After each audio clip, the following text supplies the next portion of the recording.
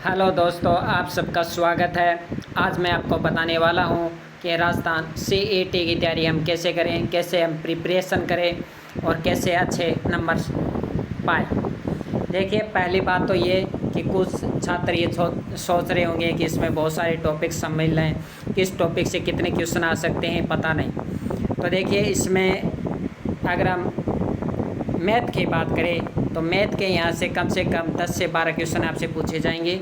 वहीं रीजनिंग में आपको कम से कम है वो 10 से 12 क्वेश्चन पूछे जाएंगे। लगभग 25 क्वेश्चन आप मैथ और रीजनिंग के मान कर चलिए। तो 150 में से 25 आप घटा लीजिए, कितने हो गए 125। आपको कितने परसेंट लाने हैं, 40% लाने हैं। पिछले बार मेरे 66% आए थे, मैंने भी सीईटी का पेपर दिया था पिछली बार, मेरे 66। तो आपको 40% लाने हैं।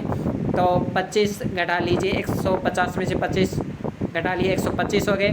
फिर आपको देखिए उस 125 में से कम 15 क्वेश्चन है वो राजस्थान करंट के आने वाले हैं। जी हाँ, कम से कम 15 क्वेश्चन है राजस्थान करंट के आने वाले हैं। अगर आप राजस्थान करंट के क्वेश्चन है देखिए, डिफ़िकल्ट तो होंगे ही, क्योंकि 2 साल के लगभग आते हैं। 2023 के आएंगे, 2024 के आएंगे, कुछ कई क्वेश्चन 2024 के आएंगे, कुछ क्वेश्चन 2023 के आएंगे। तो 15 क्वेश्चन लगभग आने वाले हैं। तो ये तो मान कर चलिए 2 साल के करंट हैं, तो डिफ़िकल्ट तो थोड़ा पेपर होगा ही।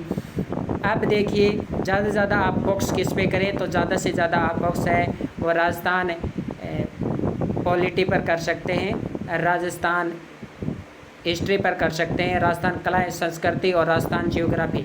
इस पे आपको ज़्यादा से ज़्यादा फोकस करना है।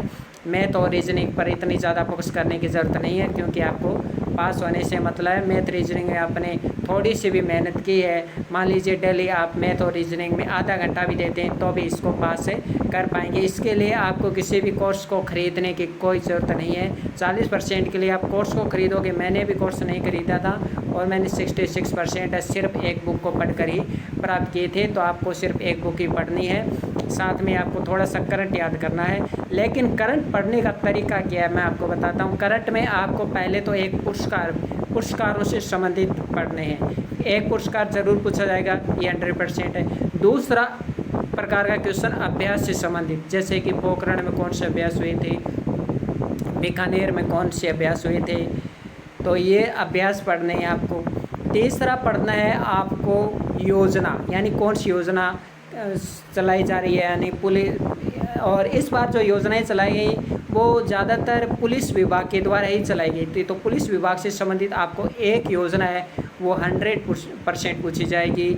इसके अलावा एक क्वेश्चन आपको अन्य योजना से पूछा जाएगा, जैसे मुख्यमंत्री द्वारा चलाई गई कोई योजना या दिया कुमारी ने योजनाएं चलाई हैं, उससे संबंधित एक क्वेश्चन 100% पूछा जाएगा।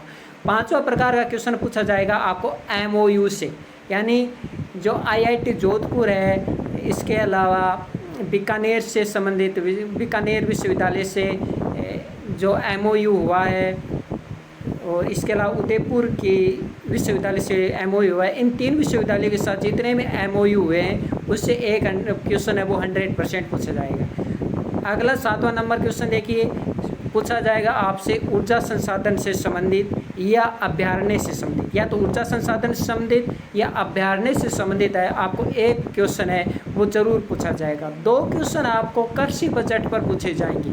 2 क्वेश्चन आपको कृषि बजट पर पूछे जाएंगे। और कृषि बजट में इतनी सारी योजनाएं हैं, मतलब इतने सारे क्वेश्चन बन जाएंगे, बहुत सारे क्वेश्चन बनते हैं। तो कृषि बजट को आप मैं मानता हूँ कि मेन फैक्ट है वो पढ़ लीजिए। बाकी किसका गठन कहाँ हुआ था, किसने उद्घाटन किया था, किस मूर्ति का उद्घाटन किया था, ये नहीं पढ़ना है आपको। इसके अलावा क्या पढ़ना है, इसके अलावा आपको पढ़ना है खेल से संबंधित जो पुरस्कार हैं वो पढ़ने हैं। बस इन्हीं से लगभग 8 क्वेश्चन बन जाएंगे।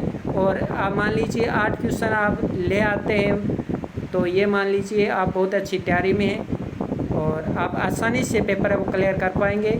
एक आपका जो डर है मन का वो ख़त्म हो जाएगा। जो मैंने आपको टॉपिक बताए वो टॉपिक पढ़ लीजिए। बाकी उद्घाटन किसने किया, समारोह कब हुआ था, वो दिवस कब मनाया गया था, वो राष्ट्रपति कब आया था राजस्थान, ये छोड़ दीजिए, ये बेकार किसी चीज़ें छोड़ दीजिए। इससे 1-2 क्वेश्चन ज़रूर बनेंगे, लेकिन इस पर ज़्यादा फोकस करना नहीं है आपको।